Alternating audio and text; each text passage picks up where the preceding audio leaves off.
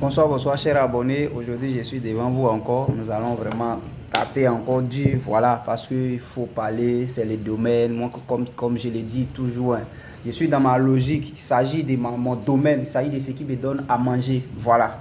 Donc, je dis ce que je pense que ça peut arranger, voilà, la majorité, parce que de toutes les façons, ce que je dis peut ne pas arranger tout le monde, voilà. Aujourd'hui, je m'adresse aux amateurs du génie civil. Je vais vraiment m'adresser à vous, voilà. Qui sont ceux que j'appelle amateurs du génie civil? C'est des personnes qui sont rentrées par les fenêtres. Ça dit quoi? Le gars, il est comptable à quelque part dans une entreprise de BTP et il est rentré parce qu'il a eu vraiment une base vraiment pour construire, pour se faire une entreprise ou bien de passer par des chemins. Bon, et puis il a les petits marchés et qui gère, voilà. Aujourd'hui, je vais m'adresser à ces gens de personnes. Vous voyez, c'est que tout comportement là, ça se rattrape.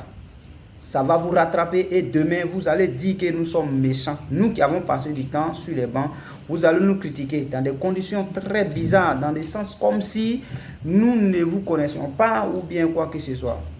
Vous voyez un peu, tout peut être mélangé, mais comme on le dit, on dit quand c'est gâté, c'est là qu'on cherche à s'asseoir et puis on se donne vraiment des conseils. Et lorsqu'on parle, comme vous regardez même dans le pays, vous parlez de réconciliation, c'est-à-dire que chacun laisse tomber ses égos et autres et on prend une seule direction et on avance. Aujourd'hui, le génie civil en Côte d'Ivoire précisément et en Afrique en particulier, bon, disons un truc comme ça, c'est vrai que je ne connais pas tous les pays africains, mais c'est que je vois un peu en ligne et autres, puisqu'il y a aussi des petites collaborations. Voilà, on voit que majoritairement, il y a des pays, voilà, le génie civil est un peu minimisé, où telle personne s'élève, il ne connaît rien dans le domaine, et puis il rentre, voilà, il s'est fait des millions, voilà, parce qu'il s'agit de l'argent, bien sûr. Donc, ce n'est pas mauvais, ce n'est pas mauvais. Mais moi, si moi j'ai un conseil à vous donner, moi je vous dis de vous former maintenant. Parce que la formation, elle n'a pas de temps. Ça, je suis conscient. La formation n'a pas de temps. Voilà, tu es comptable à quelque part, tu sors là, tu as ta petite entreprise parce que tu as vu que c'est un domaine que tu peux profiter là pour avoir ton argent. Il faut te former. Ce n'est pas mauvais, forme-toi. Au moins, il faut avoir une base de connaissances dans le domaine. Vous voyez un peu. Si tu penses que tu ne fais pas, tu ne peux pas, il faut te faire encadrer. Parce que ça peut dépendre de ton agenda aussi. Il faut te faire encadrer par des personnes spécialisées dans la matière, techniquement parlant, qui pourront te dire des choses. Et accepte aussi qu'on te donne des conseils techniques. Parce que ça arrive. Quand les gens s'en vont, tu as ton entreprise, les gens s'en vont juger des marchés aussi bizarres où on se rend compte que le marché est serré. Vous voyez un peu, quand le marché est serré, là où on a décidé, peut-être un exemple, de prendre peut-être de l'acier 12, lui, le comptable qui a créé son entreprise et qui l'a assis, c'est au préalable avant d'avoir le marché que tu devais consulter ton équipe technique pour tester les choses, pour voir un peu est-ce que le prix que tu es en train d'entendre là, est-ce que ça peut faire le projet. Parce que ça arrive, il y a des entreprises qui tombent en faillite parce que vous avez ça, c'est une manque de connaissances, vous voyez un peu. Quand il n'y a pas la connaissance, c'est ce qui arrive. Parce que dans la construction, 10 millions, 20 millions, 200 millions que vous entendez là, ce n'est rien au fait. En fait, il y a quelque chose que vous ne comprenez pas. Voilà pourquoi quand on fait un devis, les gens pensent que le devis est tellement élevé. Après, ils iront donner à des gens. Mais quand ça dit, ils vont faire les petites dépenses, ils ne vont pas s'en rendre compte. Mais après, ils s'en rendent compte qu'à vrai dire, ils ont dépassé. Ceux qui sont sur les réseaux pour dire non, moi j'ai construit une maison à 2 millions, 3 millions, c'est des menteurs. Moi, je vous dis ça toujours. C'est des menteurs. Prends une douche simplement, carrelage. Fais la surface et puis va acheter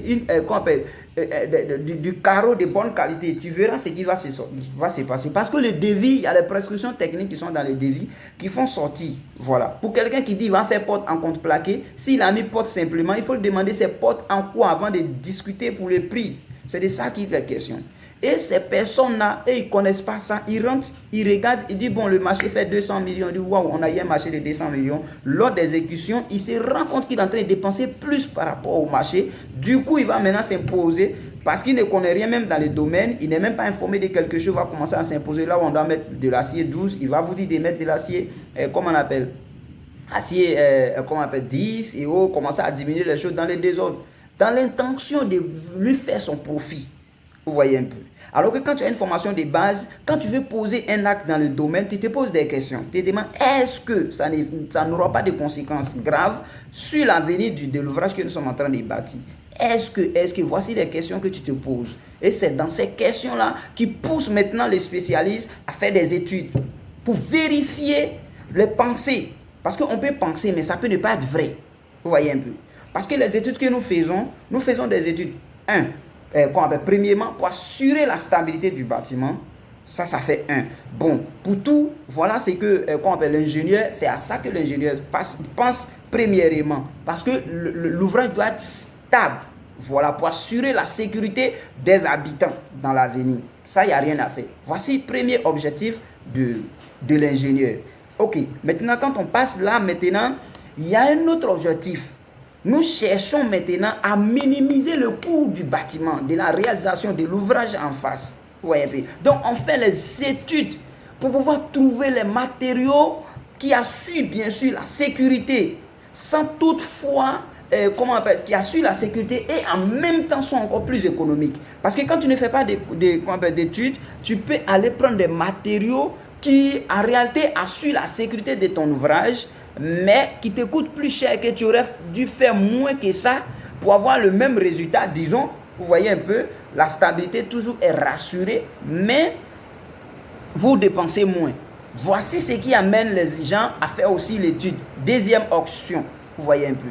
Donc, quand tu as la connaissance dans la matière, tu ne peux pas prendre des décisions qui ne sont pas bien.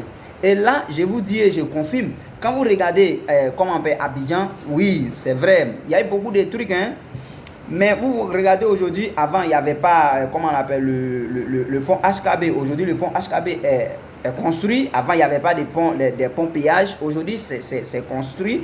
Vous voyez un peu, si tu veux, tu passes là. Si tu veux, tu passes pas là. Mais s'il n'y a pas autre solution, tu es obligé de passer là.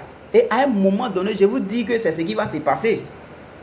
C'est ce qui va se passer. Si vous ne vous formez pas aujourd'hui, demain, c'est ce qui va se passer. Et vous allez dire, si Dieu fait grâce que nous autres, on a envie, vous allez dire demain que nous sommes méchants. Mais c'est la réalité des faits.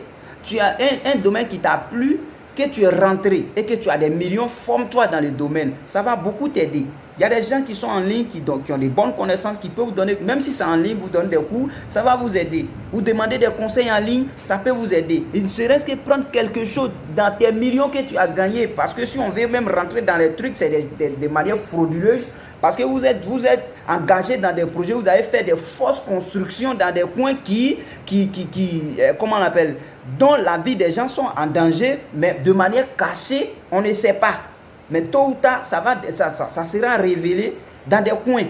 Parce que les immeubles que vous bâtissez dans des coins, souvent, les casiers de structure ne sont pas respectés. Vous voyez un peu. Donc, il y a tout ça. Mais moi, je pense que la logique voudrait que des millions que vous avez encaissés, que vous formez vous ayez une formation de base dans le domaine, au moins, même si vous ne pouvez pas parler en tant qu'un ingénieur, mais au moins, il y a des questions qui viendront en tête à chaque fois que vous allez prendre une décision. Pouvoir consulter au moins une bonne équipe technique, pouvoir avancer sans souci dans ce que vous faites. Vous voyez un peu. Donc, c'est un peu ça. Moi, je dis et je répète, c'est ce qui va se passer. Un moment va arriver. Un moment arrivera quand on va passer sur les chantiers. Et je le sais et j'ai la foi que nous aurons vraiment une équipe très forte. Parce que quand vous regardez en ligne, il y a des jeunes vraiment très dynamiques qui connaissent vraiment leur travail, qui connaissent le domaine, que nous allons mettre des trucs en place tôt ou tard, quel que soit Alpha, même si pas notre génération, mais ce que nous faisons aujourd'hui, nous aurons forcément une formation qui viendra après. Toi, tu n'as pas d'attestation dans le domaine, tu ne vas pas passer sur un chantier pour contrôler. Ça, c'est clair, tu n'as pas une formation, tu ne passes pas, quelle que soit ta compétence. Ça va se passer.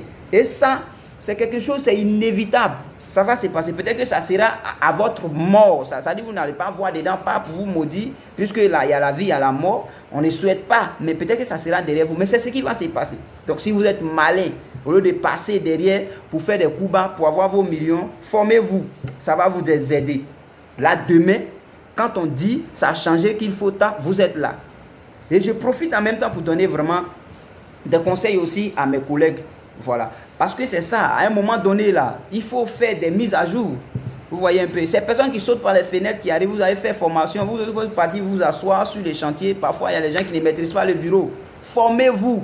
Parce qu'à un moment donné, on aura besoin que ces personnes, vous voyez un peu, qui en même temps agissent au bureau et en même temps agissent au chantier. On aura besoin de ces personnes. Donc, vous êtes vraiment sur ces lignes-là.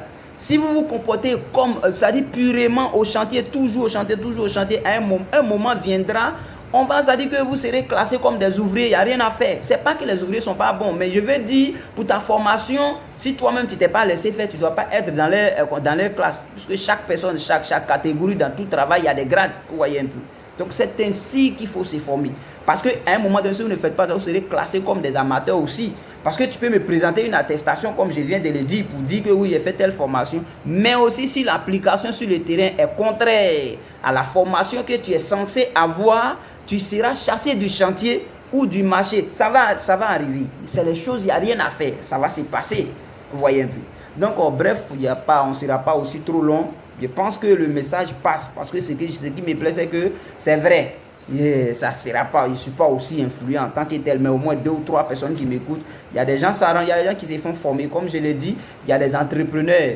Je prends l'exemple parce qu'il y a un comptable même qui m'a appelé, qui a demandé une formation. J'ai fait ce que je peux, j'ai fait ce que moi, ma compétence me permet de faire, pour pouvoir lui donner un coup dans la formation et continue toujours on continue de s'appeler pour avoir des conseils partout de temps en temps. Donc c'est les choses comme ça que ça va forcément passer. Voilà, vous voyez un peu. Donc à un moment donné, on va exiger, à un moment donné, les choses seront très structurées et je crois, vous verrez, ça sera comme ton péage. Si tu veux, tu passes là. Si tu veux, tu gardes ta voiture, tu empruntes pour aller. C'est ce qui va se passer. Il y a des gens qui vont emprunter, entreprendre d'autres personnes pour aller avoir marché. Parce qu'il sait que dans son entreprise, il n'y a pas de compétences. C'est ce qui va se passer. Je vous remercie. Que Dieu nous aide tous. Merci.